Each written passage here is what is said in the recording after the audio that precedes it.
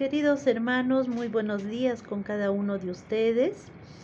En principio, dar gracias a Dios por un bello día, por un nuevo día y por amanecer hoy día con una noticia tan bonita, ¿no? El nacimiento de Cristóbal.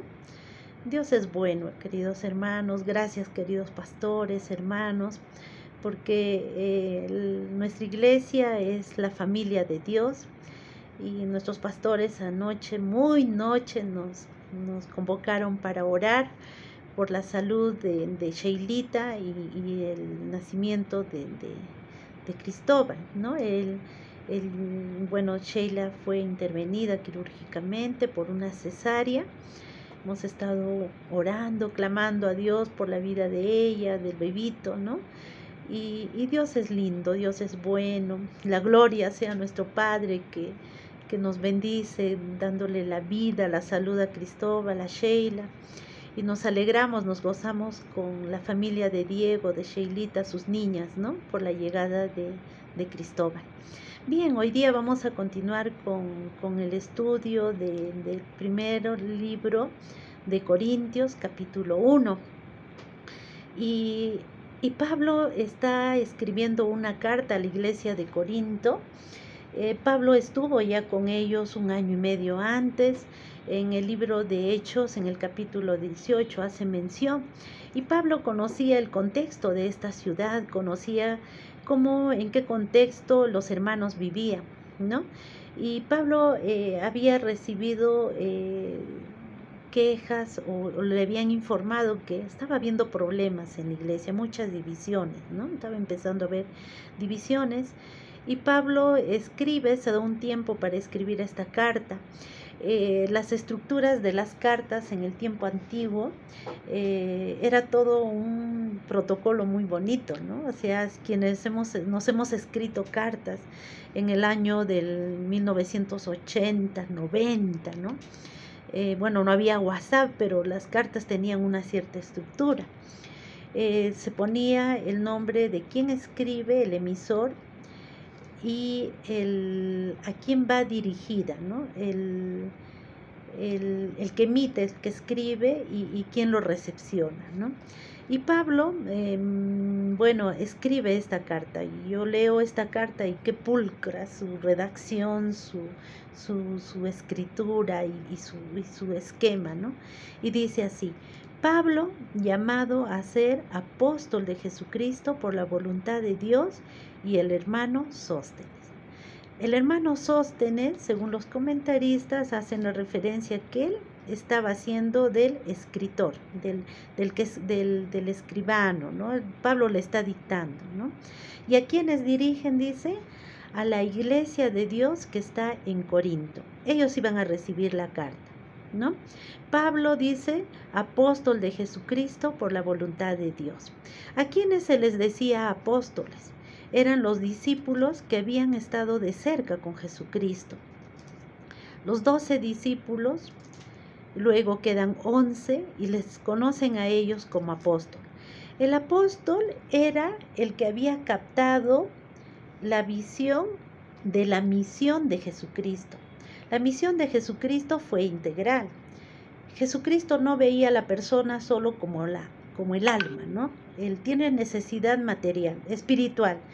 Y bueno, si se muere de hambre, si está enfermo, indiferente. No, el ministerio de Jesucristo fue integral.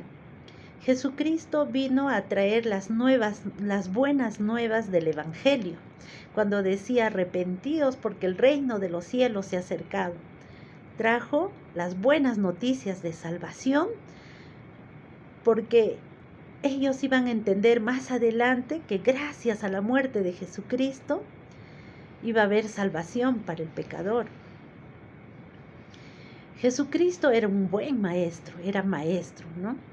Él estaba formando a sus 12 discípulos, porque sabía que cuando él se iba, ellos iban a continuar con esa misión.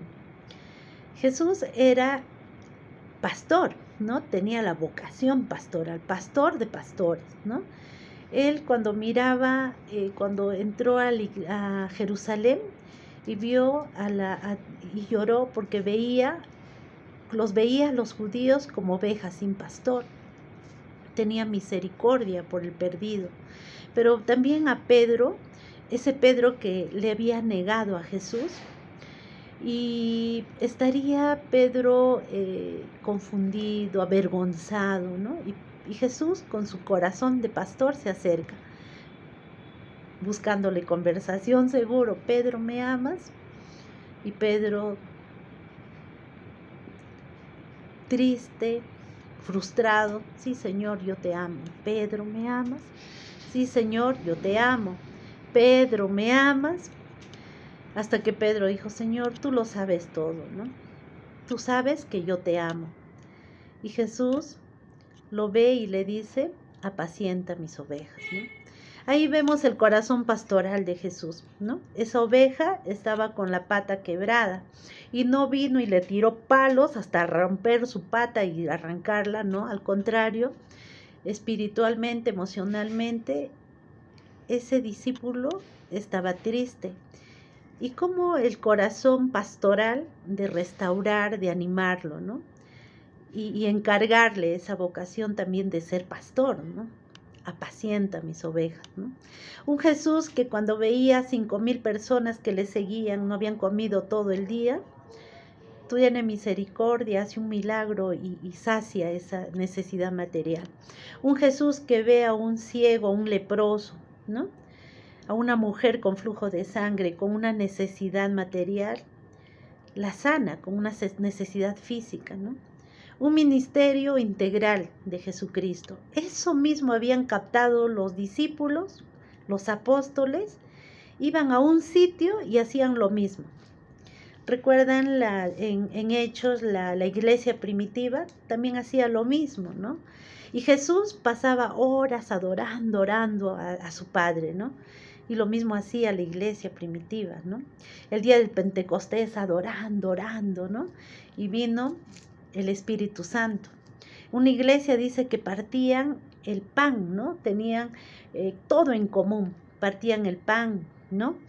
Pero también una iglesia que evangelizaba, que muchos se añadían, ¿no? Ese título, ese grado de apóstol fue por la voluntad de Dios. Pablo no lo escogió. Se encontró en el camino a Damasco con Jesucristo de una manera sobrenatural. Él tuvo un encuentro personal con Jesucristo. Por ahí también que le denominan este grado de apóstol de Jesucristo. Porque apóstol era aquel que había acompañado visiblemente en el ministerio de Jesucristo. Pero él asume también ese apostolado en el costo, ¿no? Los discípulos los discípulos que estuvieron cerca de Jesús y otros discípulos que en el camino se añadieron, discípulos varones y mujeres, hablar de la fe en Jesucristo en primer tiempo del cristianismo era un costo. Pablo fue llevado a la cárcel, azotado, pasó naufragio, todo, ¿no? Los discípulos de Jesucristo, esos apóstoles que estuvieron con él, murieron comidos por leones, aserrados, quemados. Entonces el costo de ser apóstol de Jesucristo era un costo aún de pagar tu llamado con tu vida, ¿no? Eso era el costo. Se dirige a una iglesia de Corintios, dice, a los santificados en Cristo Jesús, llamados a ser santos. A todo el ser santificados por Cristo, ¿no? Jesús derramó su sangre en la cruz del Calvario para santificarnos, para justificarnos delante de Dios Padre. Y Dios Padre al pecador que se arrepiente y recibe a Jesús, recibe ese sacrificio de la cruz en el Calvario y de su sangre derramada en la cruz del Calvario, Dios lo ve santo a través de Jesucristo. Y Pablo se está dirigiendo a esta iglesia llamada a ser santo por la fe en Jesucristo, ¿no? No solo en Corinto, sino en cualquier lugar donde invocan el nombre de Jesucristo, Señor de ellos y Señor nuestros. O sea, también se refiere a nosotros, ¿no? A la iglesia a nivel de todo el mundo, ¿no? Gracia y paz a vosotros de Dios nuestro Padre y de Señor Jesucristo. En los versículos siguientes dice acción de gracias por dones espirituales. Pablo estaba muy contento por esta comunidad, por esta iglesia de Corintios, y dice, gracias doy a mi Dios Padre siempre por vosotros, por la gracia de Dios que os fue dada en Cristo Jesús. Porque en todas las cosas fuisteis enriquecidas en Él, en toda palabra, en toda ciencia. Esta iglesia económicamente era muy próspera, porque en este lugar, en Corinto, llegaban embarcaciones, movimiento comercial, había también muchas iglesias, idolatría, y Pablo cuidaba de que esta iglesia no se contamine con la idolatría, pero también al ser una iglesia próspera, una ciudad donde había prosperidad económica y todo, también ellos habían sido bendecidos, dicen toda palabra en toda ciencia. Se cree que había mucha gente culta, ¿no? Mucha gente que hablaba bien, elocuente, gente preparada, ¿no? Y dice así como habían sido enriquecidos en todo, así como el testimonio acerca de Cristo ha sido confirmado en vosotros. Una iglesia pero próspera, una iglesia donde era predicado Jesucristo, ¿no? De tal manera que nada os falte en ningún don, esperando la manifestación de nuestro Señor Jesucristo. Una iglesia próspera, posiblemente en dones, ¿no? A la gente hablaría en lenguas, habría milagros de sanidad, se vería cosas sobrenaturales en esa iglesia, predicaban a Cristo, habría predicadores, gente muy culta y gente de economía, ¿no? Dice, de tal manera que no os falte ningún don, ¿no? Dice, el cual también, dice, esperando la manifestación de nuestro Señor Jesucristo, el cual también os confirmará hasta el fin, para que seáis irreprensible en el día de nuestro Señor Jesucristo. Esta iglesia tenía miembros, personas que tenían muchos dones, ¿no? Pero también posiblemente había no solo era pues los dones, o sea, las fortalezas, sino también eran personas comunes y silvestres, ¿no? Que también tenían flaquezas.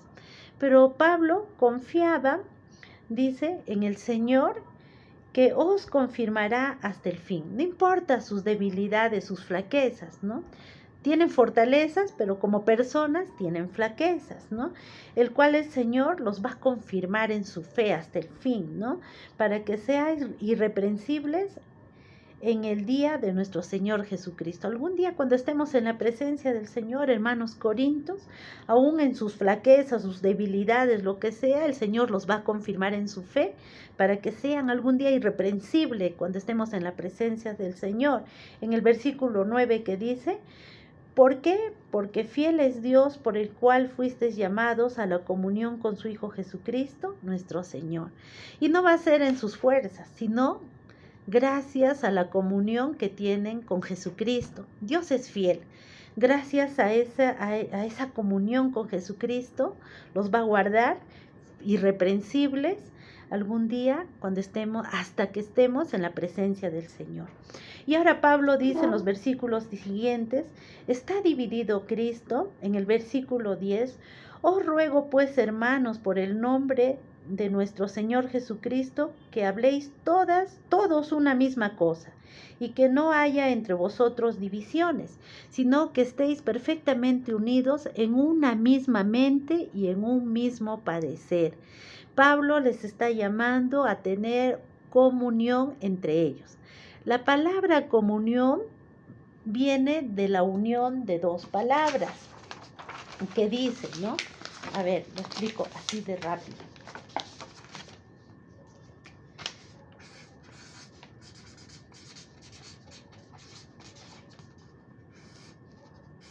Bien, la palabra comunión es una palabra compuesta que viene a ser la palabra comunión, que dice común, unión. O sea, algo en común, algo que les una en común.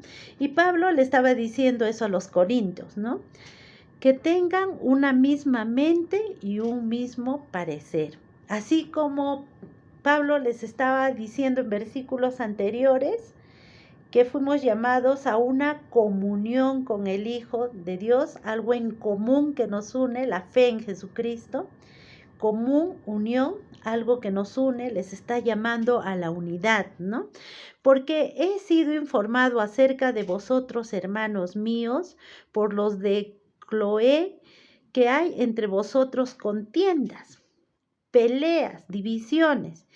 Quiero decir que cada uno de vosotros dice: yo soy de Pablo, yo de apóstol, yo soy de Cefas y yo de Jesucristo. ¿Acaso está dividido Cristo? ¿Fue crucificado Pablo por vosotros o fuisteis bautizados en el nombre de Pablo? Había división, había contienda, había revancha, ¿no? Eso es lo que suele pasar muchas veces en los grupos y las iglesias no se libran, y la iglesia de Corinto no se libraba, ¿no? Había revanchismo. Unos decían, no, yo vengo de Pablo, yo de Apolos, yo de Cefas, querían sobresalir, ¿no? Y otro grupo posiblemente decía, yo soy de Cristo, ¿no? Había entrado una competencia religiosa, ¿no? Y Pablo dice, por si acaso, yo no he bautizado en mi nombre, no he bautizado para que no se estén jactando, ¿no? Que en mi nombre he bautizado a personas. Y hace mención a ciertas personas y familias que él ha bautizado.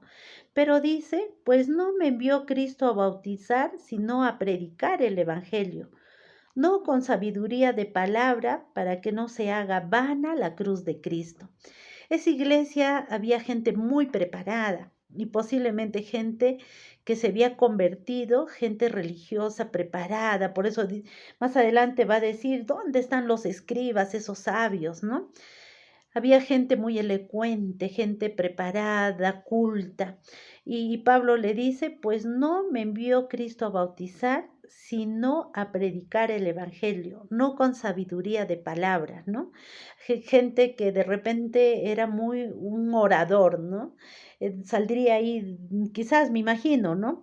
Los de Apolos, ¿no? Un tipo bien pulcro que hablaba. Pablo tendría por qué jactarse, ¿no? Porque él había sido un tipo muy preparado. Dice que venía de la escuela de Gamaliel, ¿no?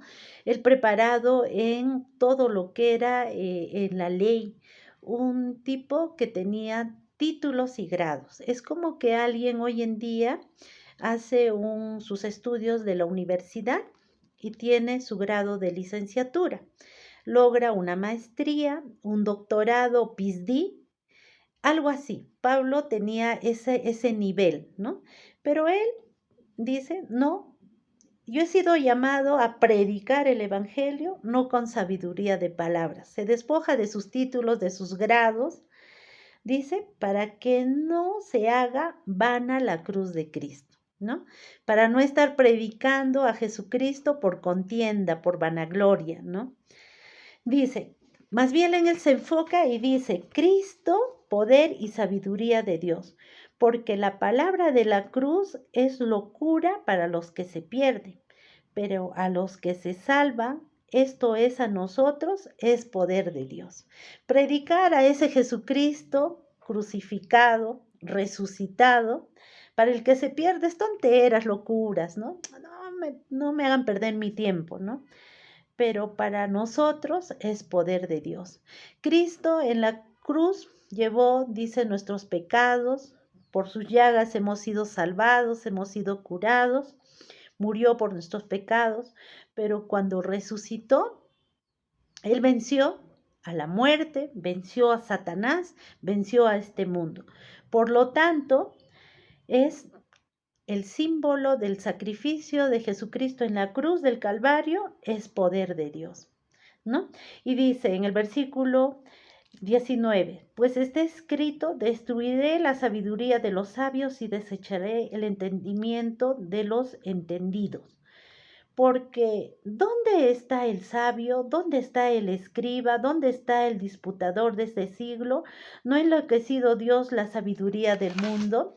Se está refiriendo, hermanos, basta ya de tanta soberbia, basta de tanta palabrería, de tanta sabiduría humana, ¿no? Pues ya que la sabiduría de Dios, el mundo no conoció a Dios mediante la sabiduría. Agradó a Dios salvar a los creyentes por la locura de la predicación. El ser salvos por Jesucristo, porque los judíos piden señales y los griegos buscan sabiduría. En esa comunidad habían judíos y habían griegos. El judío pedía señales, ¿no? ¿Por qué? Porque el judío vio a Elías cuando estaba frente a los profetas de los Baales, cómo moja la carne del sacrificio